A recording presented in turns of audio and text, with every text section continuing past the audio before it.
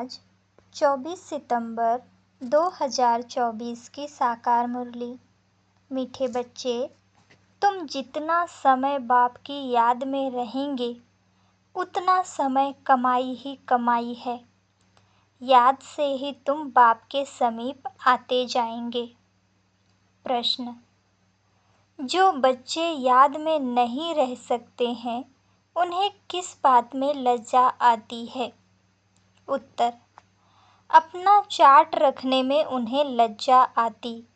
समझते हैं सच लिखेंगे तो बाबा क्या कहेंगे। लेकिन बच्चों का कल्याण इसमें ही है कि सच्चा सच्चा चार्ट लिखते रहें। चार्ट लिखने में बहुत फायदे हैं। बाबा कहते, बच्चे इसमें लज्जा मत करो। ओम शांति। रूहानी बाप बैठ बच्चों को समझाते हैं। अब तुम बच्चे 15 मिनट पहले आकर यहाँ बाप की याद में बैठते हो। अब यहाँ और तो कोई काम है नहीं, बाप की याद में ही आकर बैठते हो।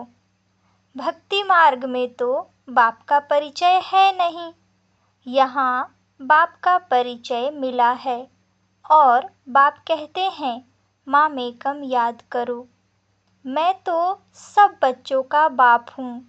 बाप को याद करने से वर्षा तो ऑटोमेटिकली याद आना चाहिए। छोटे बच्चे तो नहीं होना।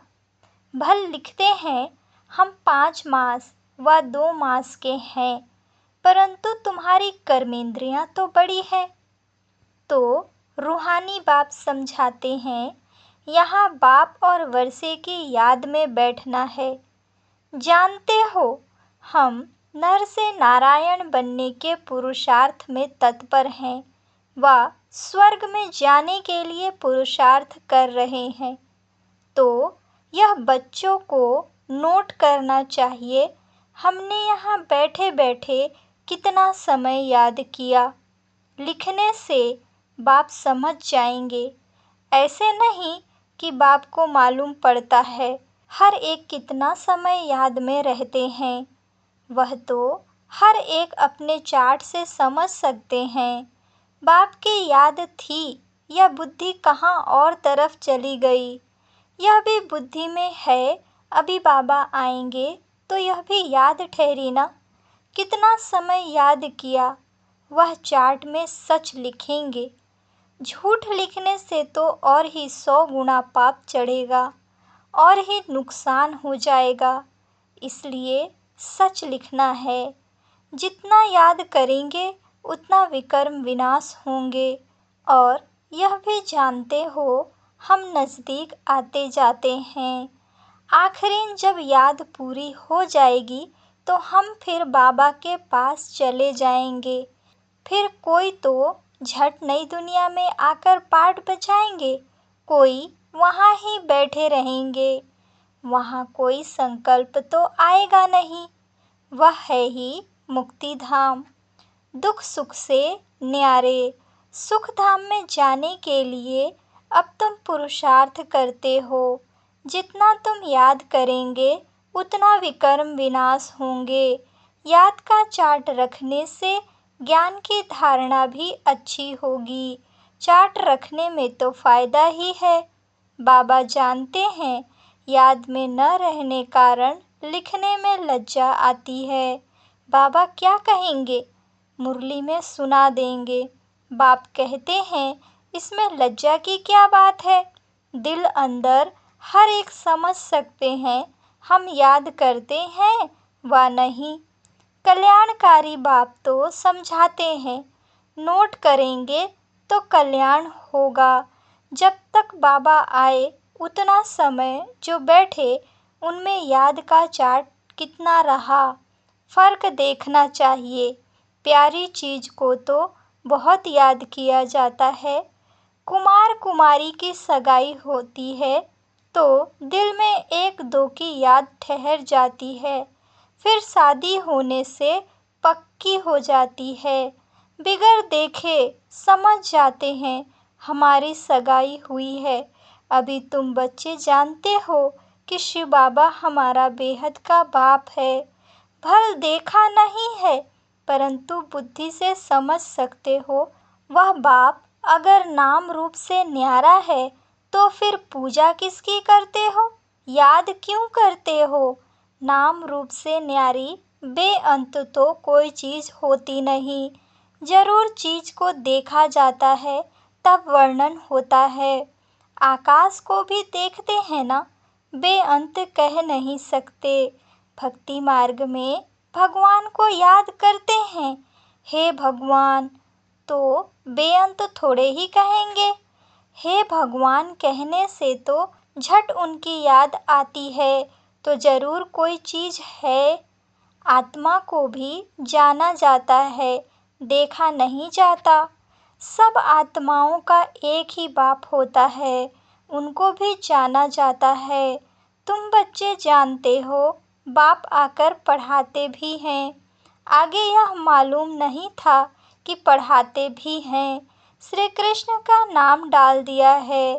श्री कृष्ण तो इन आँखों से देखने में नहीं आता, उनके लिए तो बेअंत नाम रूप से न्यारा कह न सके। श्री कृष्ण तो कभी कहेंगे नहीं, माँ में कम याद करो, यह तो सम्मुख हैं, उनको बाबा भी नहीं कहेंगे। माताएं तो श्री कृष्ण को बच्चा समझ गोद में बिठाती हैं।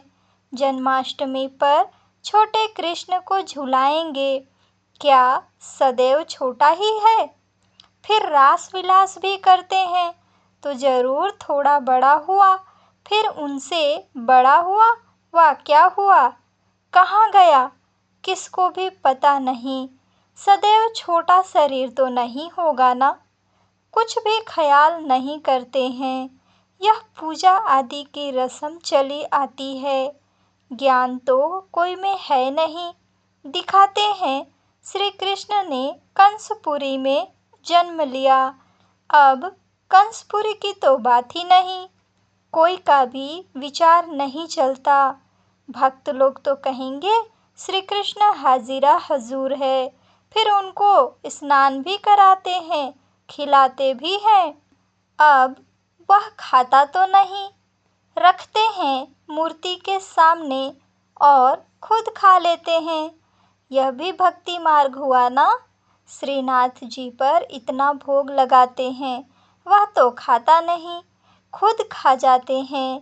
देवियों की पूजा में भी ऐसे करते हैं, खुद ही देवियां बनाते हैं, उनकी पूजा आदि कर फिर डुबो देते हैं। जेवरात आदि उतार कर डुबोते हैं। फिर वहाँ तो बहुत रहते हैं, जिनको जो हाथ में आया वह उठा लेते हैं। देवियों की ही जास्ती पूजा होती है। लक्ष्मी और दुर्गा दोनों की मूर्तियाँ बनाते हैं। बड़ी मम्मा भी यहाँ बैठी है ना, जिसको ब्रह्मपुत्रा भी कहते हैं। समझेंगे ना कि इस जन्म और भविष्य के रूप की पूजा कर रहे हैं। कितना वंडरफुल ड्रामा है। ऐसी ऐसी बातें शास्त्रों में आ न सके। यह है प्रैक्टिकल एक्टिविटी। तुम बच्चों को अब ज्ञान है, समझते हो। सबसे जास्ती चित्र बनाए हैं आत्माओं के। जब रुद्र यज्ञ रचते हैं तो लाखों शालिग्राम बनाते हैं। देवियों के कब लाखों चित्र नहीं बनाएंगे। वह तो जितने पुजारी होंगे उतनी देवियां बनाते होंगे।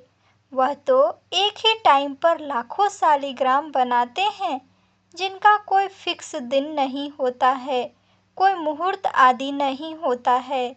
जैसे देवियों की पूजा फिक्स टाइम पर होती है। सेठ लोगों को तो जब ख्याल में आएगा कि रुद्र या शालिग्राम रचे तो ब्राह्मण बुलाएंगे। रुद्र कहा जाता है एक बाप को। फिर उनके साथ ढेर शालिग्राम बनाते हैं। वो सेठ लोग कहते हैं इतने शालिग्राम बनाओ। उनकी तिथि तारीख कोई मुकर्रर नहीं होती। ऐसे भी नहीं कि शिव जयंती पर ही रुद्र पूजा करते हैं, नहीं, अक्सर करके शुभ दिन बृहस्पति को ही रखते हैं। दीपमाला पर लक्ष्मी का चित्र थाली में रखकर उनकी पूजा करते हैं, फिर रख देते हैं। वह है महालक्ष्मी युगल, है ना। मनुष्य इन बातों को जानते नहीं। लक्ष्मी को पैसे कहाँ से मिलेंगे, युगल तो चाहिए ना। तो यह लक्ष्मी नारायण युगल है, नाम फिर महालक्ष्मी रख देते हैं। देवियाँ कब हुई, महालक्ष्मी कब होकर गई, यह सब बातें मनुष्य नहीं जानते हैं। तुमको अब बाप बैठ समझाते हैं। तुम्हारे में भी सबको एक रस धारणा नहीं होती है। बाबा इतना सब समझा कर फिर भी कहते, शिव बाबा याद है, वर्षा याद है। मूल बात है यह, भक्ति मार्ग में कितना पैसा वेस्ट करते हैं। यहाँ तुम्हारी पाई भी वेस्ट नहीं होती है। तुम सर्विस करते हो साल्वेंट बनने के लिए। भक्ति मार्ग में तो बहुत पैसे खर्च करते हैं, इंसॉल्वेंट बन पड़ते हैं, सब मिट्टी में मिल जाता है। कितना फर्क है। इस समय जो कुछ करते हैं वह ईश्वरीय सर्विस में शिव बाबा को देते हैं। शिव बाबा तो खाते नहीं हैं, खाते तुम हो। तुम ब्राह्मण बीच में ट्रस्टी हो, ब्रह्मा को नहीं देते हो, तुम शिव बाबा को देते हो। कहते हैं बाबा आपके लिए धोती कमीज लाई है। बाबा कहते हैं इनको देने से तुम्हारा कुछ भी जमा नहीं होगा। जमा वह होता है जो तुम शिव बाबा को याद कर इनको देते हो। फिर यह तो समझते हो ब्राह्मण शिव बाबा के खजाने से ही पलते हैं। बाबा से पूछने की दरकार नहीं है कि मैं क्या भेजूं, यह तो लेंगे नहीं, तुम्हारा जमा ही नहीं होगा। अगर ब्रह्मा को याद किया तो ब्रह्मा को तो लेना है शिव बाबा के खजाने से, तो शिव बाबा ही याद पड़ेगा। तुम्हारी चीज क्यों लेवे, बीके को देना भी रॉन्ग है। बाबा ने समझाया है तुम कोई से भी चीज लेकर पहनेंगे तो उनकी याद आती रहेगी। कोई हल्की चीज है तो उनकी बात नहीं, अच्छी चीज तो और ही याद दिलाएगी। फलाने ने यह दिया है, उनका कुछ जमा तो होता नहीं, तो घाटा पड़ाना। शिव बाबा कहते हैं माँ मेकम याद करो, मुझे कपड़े आदि की दरकार नहीं। कपड़े आदि बच्चों को चाहिए, वह शिव बाबा के खजाने से पहनेंगे। मुझे तो अपना शरीर है नहीं, यह तो शिव बाबा के खजाने से लेने के हकदार हैं, राजाई के भी हकदार हैं। बाप के घर में ही बच्चे खाते पीते हैं ना। तुम भी सर्विस करते कमाई करते रहते हो। जितनी सर्विस बहुत उतनी बहुत कमाई होगी। खाएंगे पिएंगे शिव बाबा के भंडारे से, उनको नहीं देंगे तो जमा ही नहीं होगा। शिव बाबा को ही देना होता है। बाबा आपसे भविष्य 21 जन्मों के लिए पद्मा पदम पति बनेंगे। पैसे तो खत्म हो जाएंगे, इसलिए समर्थ को हम दे देते हैं। बाप समर्थ है ना, 21 जन्मों के लिए वह देते हैं। इनडायरेक्ट भी ईश्वर अर्थ देते हैं ना। इनडायरेक्ट में इतना समर्थ नहीं है, अभी तो बहुत समर्थ है क्योंकि सम्मुख है। वर्ड ऑलमाइटी अथॉरिटी इस समय के लिए है। ईश्वर अर्थ कुछ दान पुण्य करते हैं तो अल्पकाल के लिए कुछ मिल जाता है। यहाँ तो बाप तुमको समझाते हैं मैं सम्मुख हूँ, मैं ही देने वाला हूँ। इसने भी शिव बाबा को सब कुछ देकर सारे विश्व की बादशाही ले ली ना, यह भी जानते हो। इस व्यक्त का ही अव्यक्त रूप में साक्षात्कार होता है। इनमें शिव बाबा आकर बच्चों से बात करते हैं। कभी भी यह ख्याल नहीं करना चाहिए हम मनुष्य से लेवें। बोलो शिव बाबा के भंडारे में भेज दो। इनको देने से तो कुछ नहीं मिलेगा और ही घाटा पड़ जाएगा। गरीब होंगे करके 3-4 रुपए की कोई चीज़ तुमको देंगे। इनसे तो शिव बाबा के भंडारे में डालने से पदम हो जाएगा। अपने को घाटा थोड़े ही डालना है। पूजा अक्सर देवियों की ही होती है, क्योंकि तुम देवियां ही खास निमित्त बनती हो ज्ञान देने के।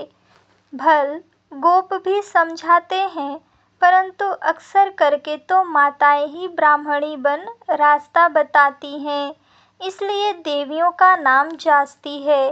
देवियों की बहुत पूजा होती है, यह भी तुम बच्चे समझते हो। आधा कल्प हम पूज्य थे, पहले है फुल पूज्य, फिर सेमी पूज्य, क्योंकि 2 कला कम हो जाती है।